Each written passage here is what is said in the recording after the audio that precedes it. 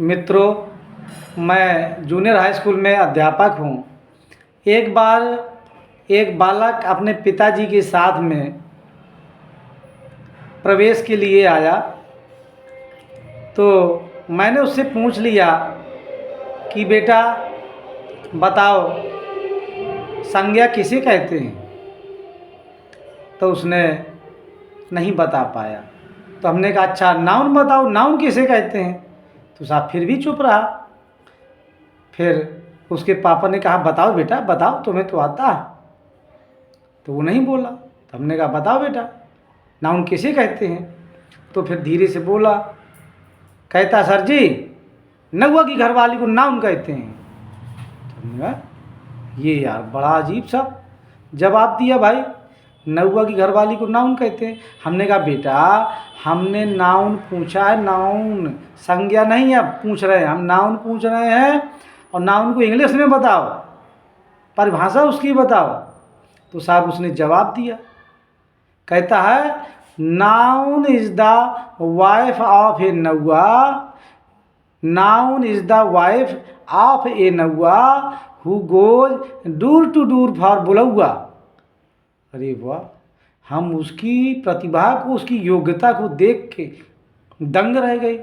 हमने कहा अरे वाह ये तो बड़ा प्रतिभाशाली बालक आया, इसने विवेकानंद को फेल कर दिया। अब साहब मैंने पूछा कि अच्छा ये बताओ पहाड़ी कहाँ तक आते हैं। तो इस बार उनके पिताजी बोल पड़े, कहते हैं सर जी पहाड़ी तो उसके पूरे 20 तक आते हैं, और सबसे खास बात ये है कि ये पहाड़ों को गा गा कर सुना लेता है। हमने कहा अरे वाह ये तो इसमें प्रतिभाएं भरी पड़ी हैं, गा के पहाड़ा सुना लेता। सुनाओ भाई हम भी सुने, तुम्हारी पहाड़ी कैसी गा के सुनाते हो। तो उसने साहब पहाड़ा शुरू किया, कहता है दो का दो, दो दूनी चार, दो तिया छः, दो चौको आठ मोरेला, दो चौको आठ, दो पंचे 10, दो छके 12, दो सात 14 मोरेला, दो सात 14, दो आठ 16, दो नम 18, दो धम 20 मोरे लाल। हमने कहा अरे वाह क्या बात है भाई, ये तो बड़ा प्रतिभाशाली बालक है, ये तो हमें भी पढ़ा देगा, हमारा मनोरंजन कराएगा। हमने कहा हे शिष्य देवता तुम भले पधारे हमारे विद्यालय में, आपका स्वागत है।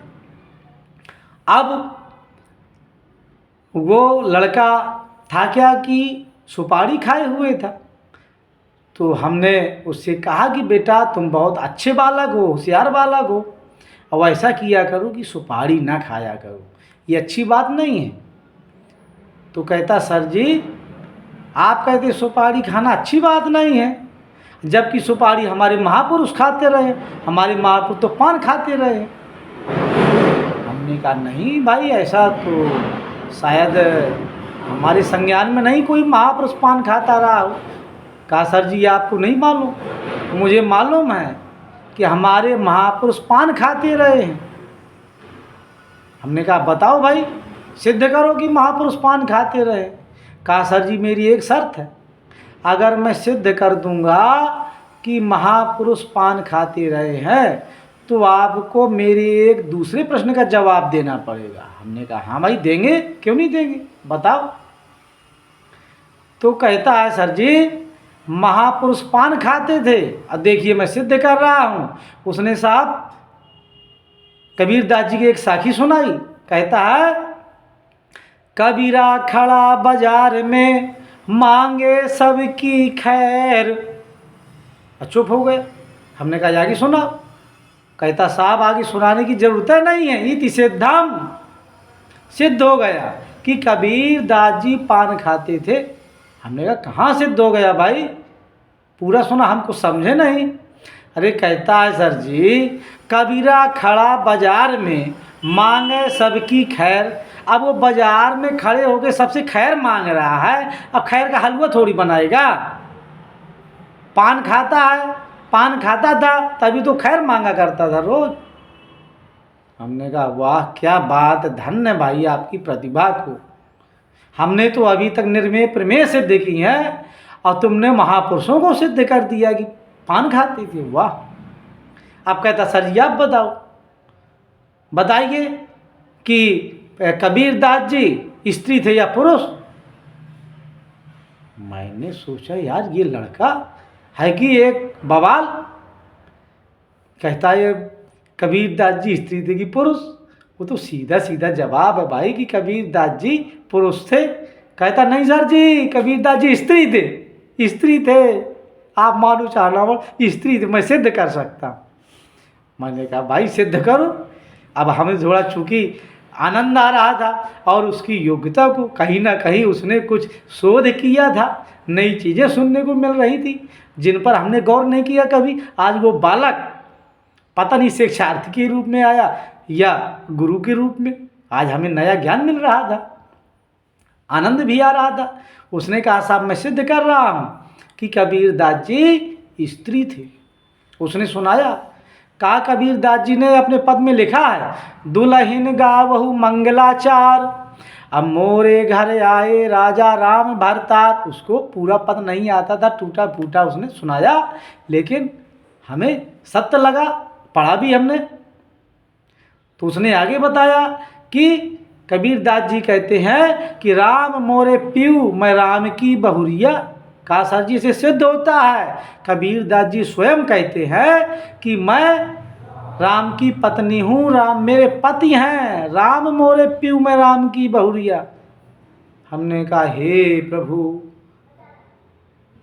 तुम शिष्य हो कि परम पिता परमेश्वर नारायण आ गए हो आज शिष्य के रूप में। मेरा तो दिमाग चकराने लगा। अब वो साहब कहता है कि सर जी एक बात बताएं, हमने सुना है कि आप कवि हैं। हमने कहा हाँ बेटा तुमने सही सुना है। तो कहा सर जी आपने तो कुछ नहीं सुनाया, हमसे तो कई चीज़ें सुन ली हैं, आप भी सुनाइए कुछ। तो हमने कहा बेटा अब इतना देर आपसे हमारा सत्संग हो गई, इतना अच्छा ज्ञान दे दिया है आपने कि सुनाने को कुछ रह ही नहीं गया। नहीं कहा सर जी आपको सुनाना पड़ेगा। तो उसके हट को देखकर मैंने उसे एक घनाक्षरी सुनाई।